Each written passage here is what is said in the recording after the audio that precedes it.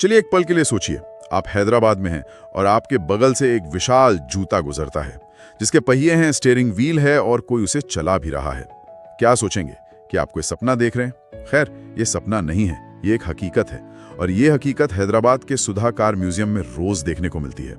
आज हमारे पास एक लेख है जो हमें इस अनोखी, मतलब लगभग जादुई दुनिया के अंदर ले जाता है। और मैं पहले ही बता दूं, इसे सिर्फ एक कार म्यूजियम कहना वो इसकी तौहीन होगी।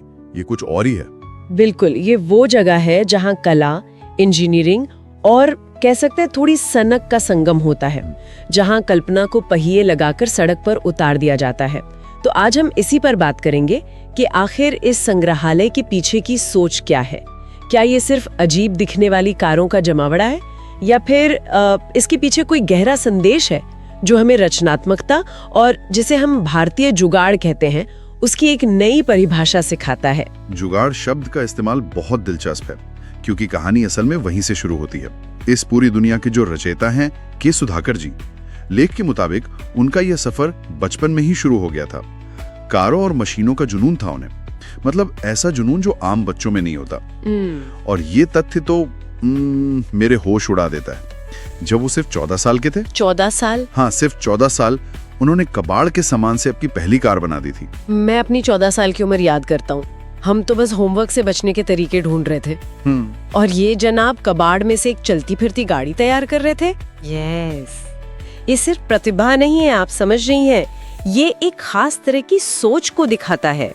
ज्यादातर लोग कबाड़ को कचरे की तरह देखते हैं, पर एक 14 साल का लड़का उसमें एक संभावना देख रहा था। वो टूटे फूटे पुर्जों को नहीं बल्कि एक भविष्य की कार को देख रहा था। ये किसी भी चीज के मतलब मूल स्वरूप से आगे जाकर उसकी क्षमता को देखने की काबिलियत है। और इसी सोच ने, इसी कबाड़ में कला देखने की नजर ने इस पूरे संग्रहालय की नींव रखी। ये कोई एक रात का कमाल नहीं था, ये उस 14 साल के लड़के के सपने का विस्तार है। सही बात है, और उनके सपने छोटे बिल्कुल नहीं थे। उनका पैमाना हमेशा से बहुत बड़ा रहा है। लेख में एक और जबरदस्त बात का जिक्र है कि सुधाकर जी के नाम दुनिया की सबसे बड़ी ट्राईसाइकिल बनाने का गिनीज वर्ल्ड रिकॉर्ड है। हाँ, दुनिया की सबसे बड़ी। अब मेरा सवाल ये है कि कोई दुनिया की सबसे बड़ी ट्राईसाइकिल क्यों बनाएगा? मतलब ठीक है, ये एक रिकॉर्ड है, पर इसके पीछे की मानसिकता क्या है? ये सवाल बहुत अच्छा है। देखिए, गिनीज वर्ल्ड रिकॉर्ड बनाना सिर्फ शोहरत पाने का जरिया नहीं होता है, ये अपनी क्षमता की सीमाओं को तोड़ने का एक ऐलान है। दुनिया की सबसे बड़ी ट्राईसाइकिल बनाने का मतलब है कि आप कुछ ऐसा कर रहे हैं जो पहले किसी ने नहीं किया। ये उनकी सोच को दिखाता है। वो साधारण से संतुष्ट नहीं होते हैं, वो हमेशा क्या कहते हैं, नियमों को तोड़ना चाहते हैं, उम्मीदों से परे जाना चाहते हैं। तो ये रिकॉर्ड उनकी इसी आउट ऑफ द बॉक्स सोच का एक सार्वजनिक प्रदर्शन था। अच्छा, एक तरह से ये भविष्य में आने वाली क्रेजी कारों का ट्रेलर था। और क्या शानदार ट्रेलर था, क्योंकि यही सोच हमें उस चीज तक ले जाती है जिसके लिए म्यूजियम सबसे ज्यादा मशहूर है, क्रेजी कार्स। यहीं पर आकर समझ आता है कि ये जगह दुनिया के किसी भी और कार म्यूजियम से अलग क्यों है। यहाँ नियम, परंपरा, डिजाइन सब खिड़की के बाहर फेंक दिए जाते हैं। लेख में जो उदाहरण दिए हैं वो सुनने में अजीब लगते हैं। एक कार जो हूबहू एक फाउंटेन पेन जैसी दिखती है। एक पेन? हाँ, एक पेन। और एक कार जो एक विशाल जूते के आकार की है। क्या कोई कल्पना कर सकता है कि कोई क्रिकेट बैट या कंप्यूटर माउस जैसी दिखने वाली गाड़ी चला रहा हो? Cricket bat. और रुकिए, लिस्ट अभी बाकी है। हैंडबैग की डिजाइन वाली कार, बर्गर की शेप वाली कार, यहाँ तक कि एक कार जिसे दुल्हन के जोड़े जैसा बनाया गया है। दुल्हन का जोड़ा? मतलब हाँ, दुल्हन का जोड़ा। ये कैसे काम करता होगा? क्या ये सच में चलती भी हैं? ये तो कल्पना की हद है। और यही तो कमाल है। लेख के अनुसार ये सभी कारें सिर्फ दिखाने के लिए नहीं है, ये पूरी तरह से फंक्शनल है। अच्छा। जी हाँ, इनमें इंजन है, स्टीयरिंग है और इन्हें चलाया जा सकता है। अब यहीं पर इंजीनियरिंग का जादू सामने आता है। जरा उस जूते वाली कार के बारे में सोचिए। वो सिमेट्रिकल नहीं है, उसका आकार टेढ़ा मेढ़ा है। ऐसे डिजाइन में वजन को संतुलित करना, इंजन और गियर बॉक्स को सही जगह फिट करना और ये सुनिश्चित करना कि मोड़ पर गाड़ी पलट ना जाए, ये एक बहुत बड़ी इंजीनियरिंग चुनौती है। सही बात है। ये सिर्फ बाहर से एक मजेदार खोल बनाना नहीं है। हर कार के पीछे गंभीर तकनीकी सोच और प्रॉब्लम सॉल्विंग लगी है। क्रिकेट बैट वाली कार में ड्राइवर कहाँ बैठता होगा? स्टीयरिंग मैकेनिज्म को उस लंबे आकार में कैसे फिट किया गया होगा? हर कार अपने आप में कला और विज्ञान का एक केस स्टडी है। तो मतलब ये सिर्फ सनक नहीं है, इसके पीछे गहरी इंजीनियरिंग है। पर फिर भी सवाल उठता है, क्यों कोई इतनी मेहनत एक हैंडबैग जैसी दिखने वाली कार बनाने में क्यों करेगा?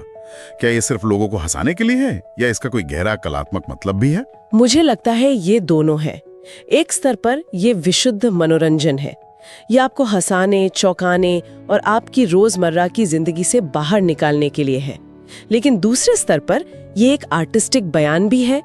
ये चीजों को देखने के हमारे नजरिए को चुनौती देता है। हम कार के बारे में सोचते हैं तो हमारे दिमाग में एक खास छवि बनती है। सुधाकर जी उस छवि को तोड़ते हैं। वो कहते हैं कि एक कार कुछ भी हो सकती है। एक तरह से फंक्शनल आर्ट है। बिल्कुल, जैसे कोई मूर्तिकार पत्थर से मूर्ति बनाता है, वैसे ही सुधाकर जी रोजमर्रा की चीजों से चलती फिरती मूर्तियां बनाते हैं।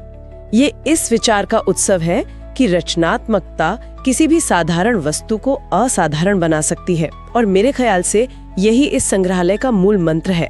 कल्पना की कोई सीमा नहीं होती। और ये क्रेजी कारें उस मंत्र का जीता जागता सबूत हैं। बिल्कुल, और ये एहसास वहाँ जाने वाले हर इंसान को होता होगा। लेख में एक दर्शक के अनुभव का जिक्र है जो कहता है, यहाँ घूमते हुए आपको लगेगा जैसे आप किसी कार्टून की दुनिया में आ गए हों। मुझे लगता है इससे बेहतर इस जगह को कोई और लाइन बयान नहीं कर सकती। सही बात है। आप एक ऐसी दुनिया में कदम रखते हैं जहाँ भौतिकी के नियम आपकी कल्पना के आगे झुक जाते हैं। हर कोने पर एक नया सरप्राइज है जो आपके चेहरे पर मुस्कान ला देता है। और सबसे अच्छी बात यह है कि यह जगह हर उम्र के लोगों के लिए है। बच्चे इसे देख के जितने रोमांचित होते हैं उतने ही बड़े भी। शायद बड़े लोग अपने अंदर के उस बच्चे को फिर से खोज लेते हैं जो हर चीज में जादू देख सकता था। और यही इस जगह का दोहरा मकसद सामने आता है। ये सिर्फ मनोरंजन नहीं है, ये एजुटेनमेंट है, यानी एजुकेशन और एंटरटेनमेंट का मिश्रण। एजुटेनमेंट, हाँ, एक तरह से स्टेल्थ लर्निंग है। बच्चों को ये नहीं लगता कि उन्हें इंजीनियरिंग या डिजाइन सिखाया जा रहा है, उन्हें तो बस एक पहिए वाला बर्गर दिख रहा है। लेकिन अनजाने में ही उनका दिमाग ये सोचना शुरू कर देता है कि ये कैसे बना होगा। ये रचनात्मक सोच को प्रेरित करता है। हाँ, ये दिखाता है कि विज्ञान और कला अलग अलग विषय नहीं है। जब वो एक साथ मिलते हैं तो कुछ ऐसा बनता है जो यादगार हो। तो ये संग्रहालय सिर्फ अजीब चीजों का कलेक्शन नहीं है, ये रचनात्मक समस्या समाधान मतलब क्रिएटिव प्रॉब्लम सॉल्विंग का एक जीता जागता उदाहरण है। चलिए अब उन लोगों के लिए कुछ काम की जानकारी भी साझा कर लेते हैं जो इस कार्टून दुनिया का अनुभव खुद लेना चाहते हैं। लेख में ये सारी जानकारी बहुत साफ तौर पर दी गई है। ये संग्रहालय हैदराबाद के बहादुरपुरा इलाके में है और ये हफ्ते के 7 दिन खुला रहता है, सुबह 9:30 बजे से शाम 6:30 बजे तक। तो समय काफी है। हाँ बिल्कुल। एंट्री फीस की बात करें तो बड़ों के लिए 150 रुपए और बच्चों के लिए 120 रुपए है। लेकिन यहाँ एक और दिलचस्प बात है, अगर आप अंदर तस्वीरें लेना चाहते हैं या वीडियो बनाना चाहते हैं तो आपको 100 रुपए का कैमरा या मोबाइल शुल्क अलग से देना होगा। इस पर आपकी क्या राय है? कुछ लोगों को ये एक एक्स्ट्रा खर्चा लग सकता है। पहली नजर में ये एक अतिरिक्त खर्च लग सकता है, लेकिन अगर हम इसे आज के डिजिटल दौर के नजरिए से देखें तो ये एक बहुत ही स्मार्ट कदम है। अच्छा। हाँ, संग्रहालय के निर्माता ये बात अच्छी तरह समझते हैं कि उनकी सबसे बड़ी ताकत उनकी विजुअल अपील है।